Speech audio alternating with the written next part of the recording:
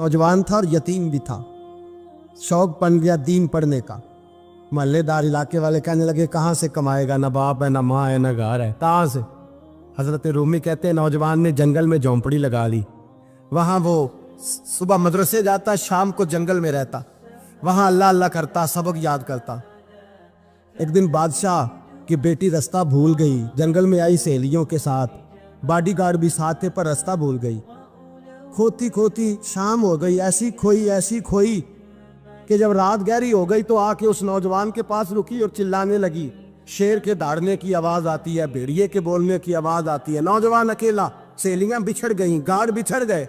कहने लगी मैं परेशान हूँ, मुझे जगह मिल जाएगी। नौजवान कहता मैंने शहजादी देखी और मुझे भी पता था कि घर एक ही है और आग को अंदर से दरवाजा भी बंद करना पड़ता है, जंगल जानवर भी आ जाते हैं। कहते मेरी छोटी सी कुटिया में, झोंपड़ी में वो आई, रो के कहने लगी सहारा कोई नहीं, अगर मैं पीछे निकलूंगी तो भेड़िए खा जाएगा। कहते मैंने उसे जगह दे दी। अकेली औरत, चिराग जल रहा है, सबक याद कर रहा हूँ। मेरे नबी पाक ने फरमाया जहाँ मर्द औरत अकेले हो तीसरा शैतान होता है। और शहजादी, वो बच्चा कहता है सबक याद करता रहा सारी रात। वो बच्ची को कहा सो जा, पर वो कहती है नींद मुझे भी कहाँ आई। ऐसे मौक़ों पर नींद, सारी रात सबक याद करता। थोड़ी थोड़ी देर के बाद चिराग जलता तो उस पर उंगली रखता, हाथ जलता तो पीछे खींचने, फिर दूसरी उंगली रखता, थोड़ी देर के बाद जलता तो खींचने, हाथ सारा जल गया। सुबह किरणें चमकी तो कहने लगा चल निकल जा, दौड़ जा, बस बड़ा सब्र का इम्तिहान हो गया, चली जा। शहजादी बाहर निकली, सिपाही ढूंढ रहे थे। बादशाह खुद जंगल में निकला हुआ था, मेरी बेटी मिल गई। बादशाह तन्हाई में जाके कहने लगा बेटा मैं दुनिया को बताऊंगा कि मेरी बेटी खोई नहीं थी, सिपाही साथ ही थे। ये बड़ा मुश्किल होता है, बेटी तो भूल के भी रात कहीं रह पड़े तो लोग जीने नहीं देते, तो बेटा मुश्किल हो जाएगा मेरे लिए। कहाँ थी? उसने कहा नेक नौजवान के पास। उसने कहा बेटा मैं तो तेरी बात मानूंगा पर दुनिया नहीं मानेगी। अगर उस नौजवान ने किसी को बता दिया कि तू उसके पास थी तो फिर लोग मेरा जीना मुहाल कर देंगे। बेटा मैं मर जाऊंगा, मेरी मजबूरी ये है कि वो कहीं राज ना उगल दे वो नौजवान, उसे कत्ल करना पड़ेगा। औरत ने मिन्नतें की, उस बेटी ने कहा मेरे मौसम को मारोगे, रोई। और वो कहने लगा मैं बादशाह, वो मेरा अपना वकार है, मैं उसको छोड़ नहीं सकता। गिरफ्तार कर लाए सिपाही। वक्त तय हो गया सजा का। अकेले कारकोशरी में रखा गया, जो उसके खास एतबार वाले थे उनकी ड्यूटी लगाई। बादशाह ने बुलाया, पहले बिलम आया। औरत कहने लगी, बेटी कहने लगी एक दफा तो बुलाओ ना, एक सवाल बस पर्दे में रह के पूछना है और फिर जो आपका जी चाहे, मेरे मौसम को मारना तो है, तो मर्जी आपकी। सामने खड़ा किया, नौजवान पर्दे के पीछे, औरत खड़ी हो गई। बादशाह बीच बैठ गया। बीबी कहने लगी सारी रात बेदार मैं भी रही, सोया तू भी नहीं। वो जो तू चिराग के करीब हाथ लगा के जलाता था वो समझ नहीं आई। नौजवान रो पड़ा, कहने लगा क्या करूं, मैंने रसूलुल्लाह का दीन पढ़ा है, क्या करूं, मैंने हुजूर का दीन पढ़ा है। मैंने पढ़ा है कि जानी को सबसे नीचे दोज़ख के सबसे निचले दर्जे में जलाया जाए, उसे जहन्नमियों का पीप और रेशा पिलाया जाए, कंद खिलाया जाए। ये रवायतें पड़ी हुई थी। थोड़ी थोड़ी देर के बाद शैतान मुझे कहता था बदकारी कर ले। मैं अपना हाथ उसी वक्त जब शैतान मशवरा देता तो मैं आग पे करता। मैं कहता अगर ये बर्दाश्त हो गई तो वो भी हो जाएगी। जब हाथ जलता तो मैं समझ जाता नहीं तुझसे तो ये नहीं बर्दाश्त होती तो वो कैसे होगी। फिर मुझे शैतान मशवरा देता कोई देख नहीं रहा, तो बुलाने नहीं गया, खुद आई, मैं दूसरी उंगली लगा देता। मैंने हाथ जलाया और मैं समझ गया जब छोटे से चिराग की इतनी सी शमा की आग नहीं बर्दाश्त होती तो दोज़ख कैसे बर्दाश्त होगी। कहता मैं बाज आया। बादशाह ने ये कहानी सुनी, लफ्ज सुने तो चीख मार के रोया।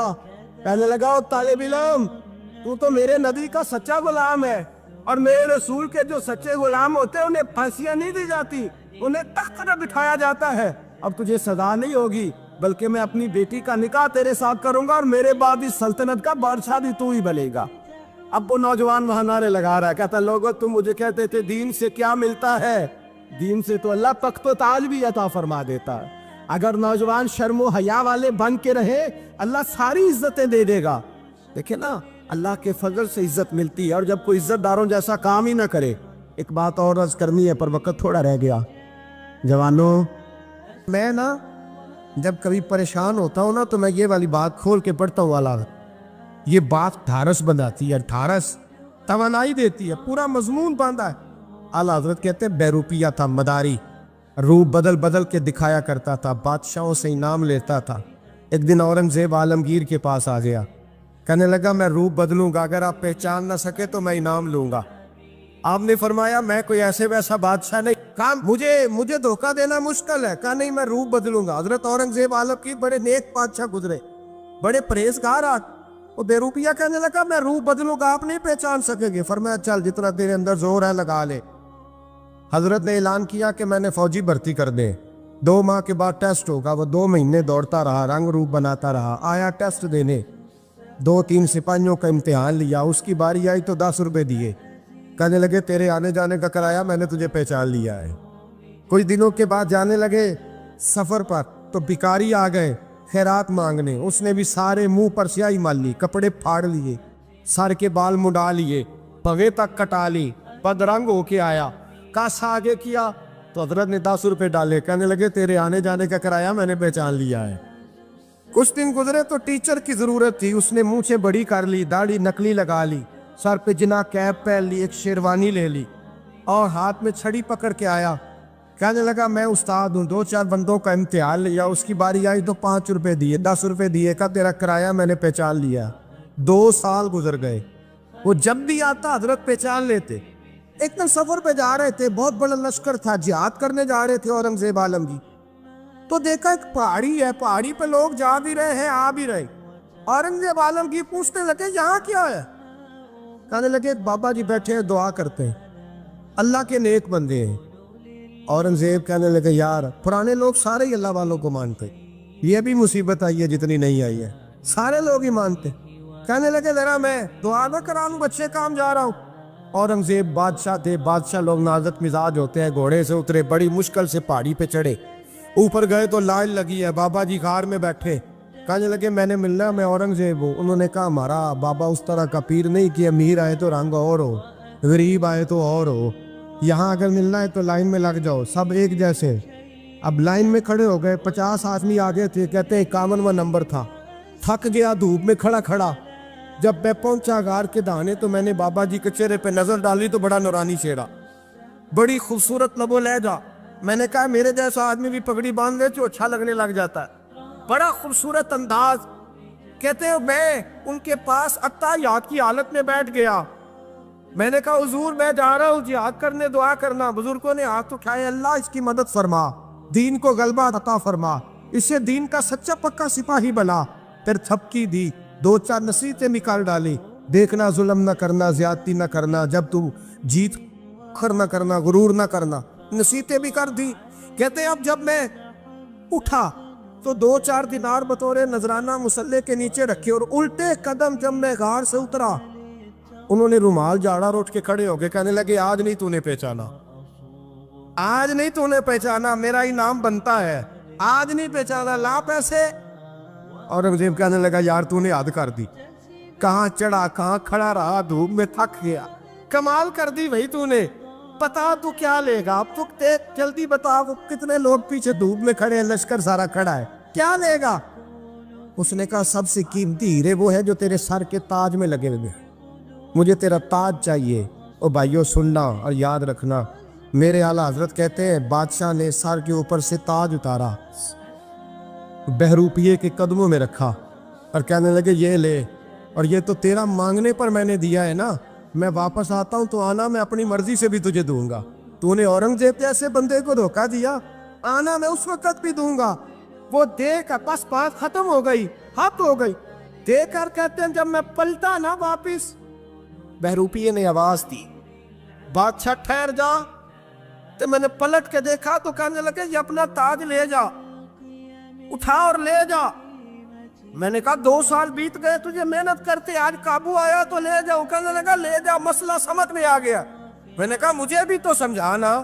کہتے ہیں وہ پھوٹ پھوٹ کے رویا, اس کی آنکھیں برس پڑی, سیلاب کی طرح آنسو بہہ نکلے, تڑپا اور رو کے کہنے لگا بادشاہ میں نے جھوٹ موٹ رسول اللہ کی غلامی اختیار کی تھی, جھوٹ موٹ کی داڑھی, جھوٹ موٹ کی پگڑی, جھوٹ موٹ کا فقر, میں نے جھوٹ موٹ نبی پاک کا لباس پہنا ہے, تو تیرے جیسے بادشاہوں کے تاج میرے قدموں میں آ گئے ہیں. अगर मैं सचमुच रसूलुल्लाह का गुलाम बनूंगा तो अल्लाह क्या कुछ अता फरमाए, अल्लाह कितनी नेमतों से नवाजे। मेरे आला क्या फरमाते हैं, आला हज़रत फरमाते हैं फरिश्ते भी करते हैं ताज़ीम मेरी। कौन जी? अल्लाह। ऐसा अकीदा भी कम मिलेगा जो बरेली के इमाम का अकीदा है, ऐसा भी कम। कहते हैं फरिश्ते भी करते हैं ताज़ीम मेरी। क्यों? फरमाने लगे फिदा हो के उन पर ये इज्जत मिली। बगदाद के एक दरवेश आलिम थे, तो वो जब भी नमाज पढ़ाते ना तो किसी ताजर की 2 बीवियों के बारे में दुआ मांगते। तवज्जो है मेरी बात पर? नमाज पढ़ाते तो कहते अल्लाह उस ताजर की 2 बीवियों को अपनी खास रहमतें अता फरमा। एक दिन लोग उनके गिर्द इकट्ठे हो गए, कहने लगे बाबा जी बताएं तो सही वो बीवियां कौन थी जिनके लिए आप दुआ मांगते? तो फरमाने लगे मेरे शहर का एक ताजर था, बहुत बड़ा ताजर था, मालदार था पर बे औलाद था। उसे बगदाद से मुल्क शाम जाना पड़ता था तिजारत करने, और कई कई महीने उसे शाम के मुल्क में रहना पड़ता था। उसने इस तरह किया कि वहां भी एक शादी कर ली। तो जो है ना मेरी बात पर, क्या कर लिया उसने? दूसरी शादी करना मर्द के लिए जायज़ है, तीसरी करना भी, चौथी करना भी भैया के वक्त, मगर अगर इंसाफ कर सके तो। अगर चारों में हम ना आधा मसला सुनते हैं और आधा ही बयान करते हैं, अगर इंसाफ ना कर सके फिर उसके लिए 4 जायज़, फिर वो एक ही रखेगा। तो अजीज दोस्त, दूसरा निकाह कर लिया, शादी हो गई। अब वो वहाँ कुछ ज़्यादा वक्त गुजारने लगा, मालदार आदमी था, बीवी को मकान भी लेके दे दिया। अब वो जरा देर से आता वापिस, और जब आता भी तो उसके वो वाले अंदाज ना होते जो पहले हुआ करते थे। अब बीवी से बड़ा जासूस भी कोई नहीं होता, उसको तो पहले पता चल जाता है कि माजरा क्या है, उसे बड़ी खबर होती है। तो उसने महसूस कर लिया कि बदले बदले से मेरी सरकार नज़र आते। वो कहने लगी अब के जब आता जाता है तो इसके हालात कुछ बदले बदले से हैं, माहौल कुछ और है।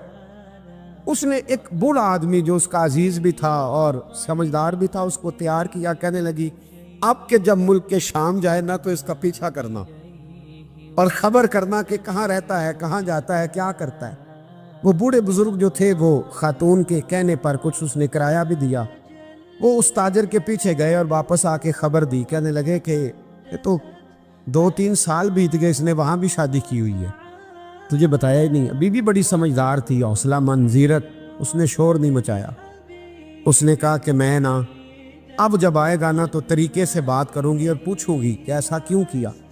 और ये भी उसने आके बताया कि अगर तेरे साथ निकाह के बाद उसे औलाद नहीं मिली तो औलाद वहाँ भी कोई नहीं, कि मुकम्मल तफसीलात। अब जब इस दफ़ा खामद आया तो आते ही वो बीमार हो गया, कमज़ोर होने लगा। अब खातून ने मुनासिब नहीं समझा कि आते ही धड़ाम से मैं उसके सर पर ये ठोड़ दूँ कि तूने निकाह किया हुआ है और मुझे बताया नहीं। वो जरा तसल्ली में रही, कुछ वो बीमार था, हौसला रखा, खिदमत करती रही। कुछ दिन गुजरे तो वो ताजर इंतकाल कर गया, फौत हो गया।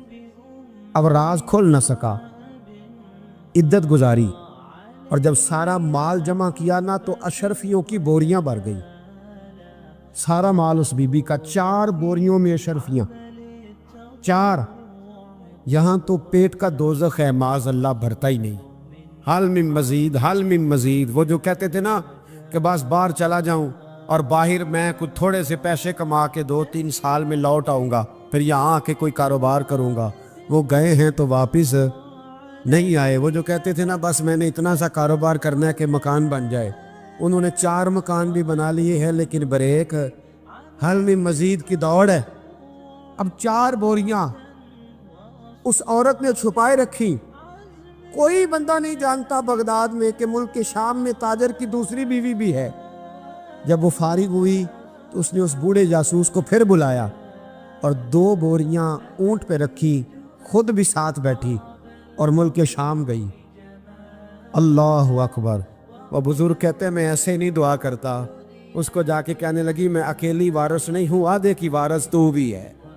मैं अकेली वारिस नहीं, ये तक़सीम विरासत है, आधी की वारिस तू भी है। तो रख अपने पैसे, मुझे पता है उसने निकाह किया था पर मुझे बताया नहीं था, तो रख अपने पैसे, मैं तुझे दे रही हूँ, आधे तेरे हैं आधे मेरे हैं। उसने नजर उठाई तो रो पड़ी, कहने लगी नहीं अब ये सारे तेरे ही हैं, اگر تو اللہ سے ڈرتی ہے تو میں بھی رب سے ڈرتی ہوں، اگر تو مصطفیٰ کریم کا کلمہ پڑھتی ہے تو میں بھی اسی نبی کی ماننے والی ہوں۔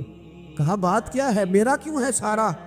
تو وہ خاتون کہنے لگی وہ 2 سال 3 سال سے میرے ساتھ نکاح تھا اور اس نے بتایا تھا مجھے کہ میری بیوی بھی ہے، اور میں غریب تھی تو میرے والدین کو بھی بتایا تھا کہ میری دوسری شادی ہے۔ یہ مکان اس نے مجھے لے کے دیا تھا، میرے تمام اخراجات وہ پورے کرتا تھا، نان و نفقہ کا خیال رکھتا تھا، لیکن اب کہ جب وہ آیا تو وہ بیمار تھا۔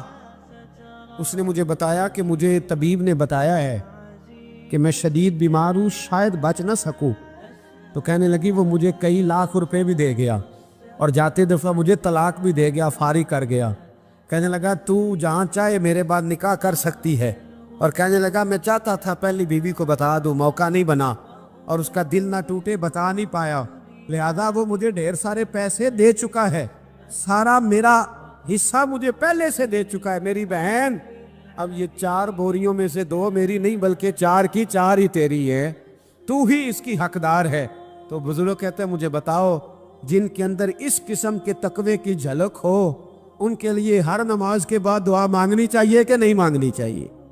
حضرت عمر کے زمانے میں ایک نوجوان تھا، نیک تھا، مسجد جایا کرتا تھا رات کو۔ تو مسجد جا رہا تھا تو رستے میں ایک عورت نے دعوت گناہ دی، ابن عساکر نے اس کو لکھا ہے۔ تو نوجوان تھا، خواہشات تھی، کچھ طبیعت مائل ہو گئی، ابھی ادھر جا ہی رہا تھا کہ کسی نے آیت پڑھ دی والی من خاف مقام ربی جنتان، جو رب کے سامنے کھڑے ہونے سے ڈرے گا اللہ 2 جنتیں دے گا۔ واقعی ڈر گیا، وہ واقعی ڈر گیا، اتنا ڈرا کہ بے ہوش ہو کے گر پڑا۔